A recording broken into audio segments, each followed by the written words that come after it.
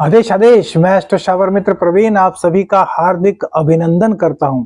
आज बात करेंगे वृश्चिक राशि वालों के लिए शनि अस्त का क्या प्रभाव होगा। सटर्न कंबस्ट का इफेक्ट आपकी राशि अर्थात स्कॉर्पियो पर क्या होगा, इसी बारे में आज चर्चा करेंगे। कहां कहां आपके भाग्य में वृद्धि होगी, कैसे आपकी इनकम बढ़ेगी, कैसे संतान सुख की प्राप्ति होगी, किस प्रकार से दाम्पत्य जीवन में आपके क्या आएगा, रोमांस और रोमांच आएगा। आइए इसी चीज पर चर्चा करते हैं। देखिए, शनिदेव आपके चतुर्थ हाउस में इस वक्त चल रहे हैं। शनिदेव की ढैया आप पर चल रही है 29 मार्च 2025 तक। तो जितने भी वृश्चिक राशि वाले लोग हैं और जिनकी कुंडली में शनि से चंद्र ग्रस्त है, अर्थात शनि की दृष्टि कहीं भी चंद्र पर पड़ रही है, तो उन लोगों को पिछले 1.25 साल से बड़ी प्रॉब्लम झेलनी पड़ रही होंगी, सुख नहीं मिल रहे होंगे, माँ का स्वास्थ्य खराब होगा, माँ की रीढ़ की हड्डी में दर्द, कमर में दर्द, और भैया कोई बहुत ही बुरी स्थिति रही होगी तो माँ ने साथ भी किन्हीं लोगों का इस वक्त छोड़ दिया होगा, इस दुनिया को अलविदा कह दिया होगा। लेकिन अब शनिदेव अस्त हो चुके हैं। 12 फरवरी को शनि अस्त हुए हैं और 17 तारीख तक यही स्थिति रहेगी। तो इन 36 दिनों के बीच में किस किस प्रकार से आपको शनिदेव के अस्त होने का लाभ मिलेगा, इसी पर चर्चा करेंगे। वीडियो पर स्किप मत कीजिए, वरना बहुत महत्वपूर्ण पार्ट आपका गायब हो जाएगा, सुन नहीं पाएंगे, लाभ नहीं मिल पाएगा। शनिदेव के चतुर्थ स्थान में बैठ करके जो शनि की दृष्टि पड़ रही थी, वो पड़ रही थी कहां पर, छठे स्थान पर। छठे स्थान के शनिदेव कारक माने जाते हैं, लेकिन यहां पर मंगल देव की राशि है और शनि की जब दृष्टि मंगल देव की राशि पर पड़ती है तो भैया कहीं ना कहीं तो दिक्कतें होती हैं। शत्रु आपका कुछ कर तो नहीं पा रहे थे, अब कुछ भी नहीं कर पाएंगे। मुंह उठाएंगे लेकिन उठाने से पहले ही उनको आप पटकनी दे देंगे। उनके दिमाग में क्या चल रहा है, उनकी क्या पॉलिसीज आपके अगेंस्ट बन रही है, आप उसको पहले से पहचान जाएंगे और उससे भी आगे की रणनीति तैयार कर लेंगे। कहते हैं ना, एक कहावत है कि जहां से मेरे दुश्मन सोचने बंद कर देते हैं, वहां से मेरी सोच स्टार्ट होती है। तो वृश्चिक राशि वालों का यही होगा। रोग, रिपु, ऋण तीनों को आप समाप्त कर देंगे शनिदेव के सोने के कारण। मंगल देव अपनी उच्च राशि में है और षष्ठ के मालिक मंगल देव भी आप पर पूरी कृपा बरसा रहे हैं। तो किसी तरीके से आपको डरने की, घबराने की कोई आवश्यकता नहीं है। हर हालत में आपको शनिदेव के अस्त होने का लाभ मिल रहा है। रोग, रिपु, ऋण आपके समाप्त हो रहे हैं। कॉम्पिटिटिव एग्जाम में आप क्लियर पास हो रहे हैं।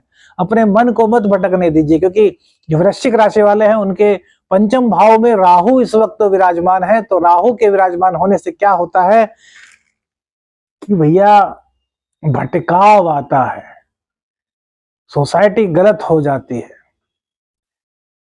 लड़की है तो लड़के के चक्कर में, लड़का है तो लड़की के चक्कर में, अर्थात विपरीत लिंगी के चक्कर में पड़कर अपनी एजुकेशन का नाश मार लेते हैं। तो ऐसा भटकाव मत कीजिए, क्योंकि यहाँ पर शनिदेव की दृष्टि और मंगल का उच्च का होना इस वक्त आपको कॉम्पिटिटिव एग्जाम में एग्जैक्ट पास करने के लिए पूरी तरीके से तैयार हैं। तो आप भी खुद को तैयार कीजिए कि हाँ, मेरे को पास होना है, मेरे को अच्छी रैंक लानी है और मेरे को इस एग्जाम में सेटल होने के बाद गवर्नमेंट जॉब प्राप्त करनी है। सबसे पहला तो आपके लिए ये हुआ। इसके बाद शनिदेव की 10वीं दृष्टि, 7वीं दृष्टि पड़ेगी कहां पर, आपके 10वें भाव पर। यहाँ शनिदेव अपनी शत्रु राशि को देख रहे हैं और इस वक्त सूर्य देव अपने घर को देखेंगे। तो आपके कैरियर में नई नई ग्रोथ आएगी। स्थान परिवर्तन चाहते तो स्थान परिवर्तन हो जाएगा। प्रमोशन के आप अधिकारी थे, प्रमोशन नहीं हो रहा था, तो इन 36 दिनों के अंदर आपके प्रमोशन होने के पूरे चांसेस सूर्यदेव बना रहे हैं, क्योंकि सूर्य और शनि दोनों की ही दृष्टि 10वें भाव पर है। कारक माने जाते हैं शनिदेव 10वें भाव के। कालपुरुष की कुंडली में 10वां और 11वां भाव शनि का होता है। शनिदेव अस्त हो चुके हैं, लेकिन सूर्य देव उनके पिताश्री 10वें भाव को देख रहे हैं और इस 10वें भाव को उजला कर रहे हैं, प्रकाश से सराबोर कर रहे हैं। प्रकाश की किरणें इस भाव पर बिखेर रहे हैं, जिससे कि आपके कैरियर में ग्रोथ आने वाली है।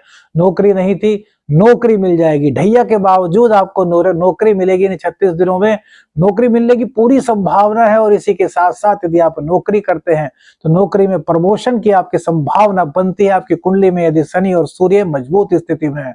और क्या हो सकता है, व्यापार आपका नया चलेगा। तो नया व्यापार करने की सोच रहे थे, नया व्यापार कर सकते हैं। लेकिन हम कहेंगे कि इस गोचर में नया व्यापार करने के संकेत मिलेंगे, लेकिन ढैया चल रही है तो अपनी कुंडली का अच्छी तरीके से विश्लेषण करवाइए, उसके बाद ही आप खोलिएगा कोई नया व्यापार। क्योंकि 36 दिन का यह गोचर है, इतना खोलना आपने, और उसके बाद फिर से ढैया का प्रभाव शुरू हो गया और पता चला कि जो पूंजी लगाई थी वो आपकी उस हिसाब से नहीं बढ़ रही जिस हिसाब से उसको बढ़नी चाहिए थी। ढैया में कोई नया रोजगार शुरू करने से पहले अपनी कुंडली का अच्छी तरीके से अध्ययन करा लेना चाहिए। यदि आप अध्ययन कराना चाहते हैं तो स्क्रीन पर जो नंबर आ रहा है उस पर व्हाट्सएप मैसेज कीजिएगा, कॉल बिल्कुल भी मत कीजिएगा। व्यापार आपका बढ़ा रहे हैं, राजनीति में आपको सफलता मिलेगी, आपकी दबंगई जिसे कहते हैं ना, एक बोलने का एक जोश जिसे कहते हैं वो बढ़ेगा। जहां आप मीटिंग करेंगे वहां मीटिंग में आपके सानिध्य में लोग बात सुनना चाहेंगे, आपको अपना नेता चुनेंगे। सूर्यदेव की वजह से होगा, शनिदेव के अस्त होने की वजह से होगा। अब और क्या क्या लाभ होगा, तो शनिदेव की दृष्टि पड़ रही है आपकी राशि पर, आपके लग्न पर। तो पिछले 1.25 साल से आप आलस्य का शिकार कहीं ना कहीं रहे होंगे, हालांकि कुछ ना कुछ सुख भी इन्होंने दिलाया होगा, लेकिन आलस्य का शिकार आप रहे होंगे। आपने सोचा होगा कि यार जो होना है वो होने दीजिए, कर्म को आपने कम प्रधानता पर रखा होगा, लेकिन शनि के होते ही आप कर्म प्रधान बन जाएंगे। आप कर्म करने पर विश्वास करेंगे और यह कर्म करने पर जो आप विश्वास करेंगे इसके कारण आपको अच्छा खासा लाभ होगा। दाम्पत्य जीवन में यदि आपके कोई दिक्कत थी तो वो दिक्कतें आपकी समाप्त हो रही हैं।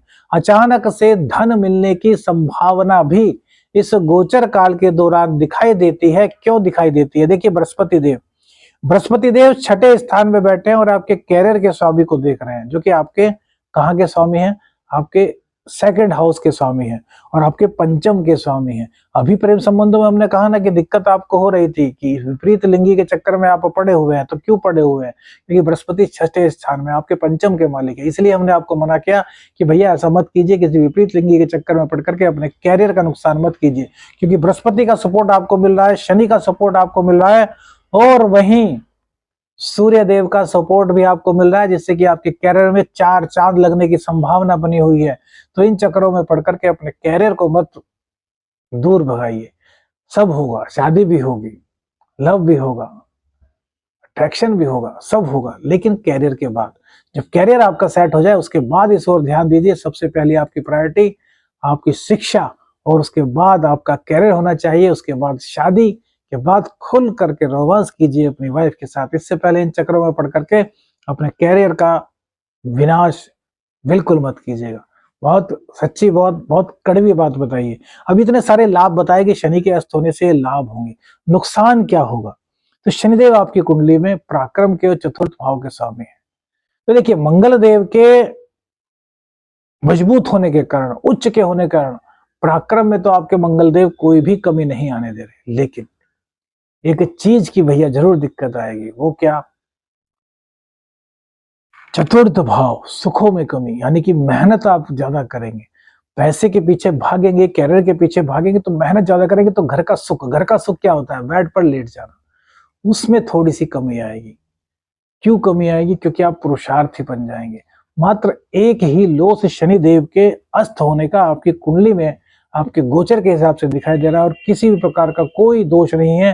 पूर्ण तरीके से शनि का अस्त होना आपके लिए मंगलकारी साबित होगा। मंगल और शुक्र की स्थिति 3य भाव में, भाग्य भाव पर उनकी दृष्टि, बहुत अच्छी तरीके से आपको लाभ मिलेगा भाग्य का। स्त्रियों का सम्मान कीजिएगा, इस बात का ध्यान रखिएगा। वीडियो अच्छी लगे तो लाइक कीजिएगा, इसको अधिक से अधिक शेयर कीजिएगा और चैनल पर नए हैं तो सब्सक्राइब कीजिएगा और एस्ट्रो शावर मित्र को अपनी दुआओं में याद रखिएगा। आदेश अलख निरंजन। हर हर महादेव।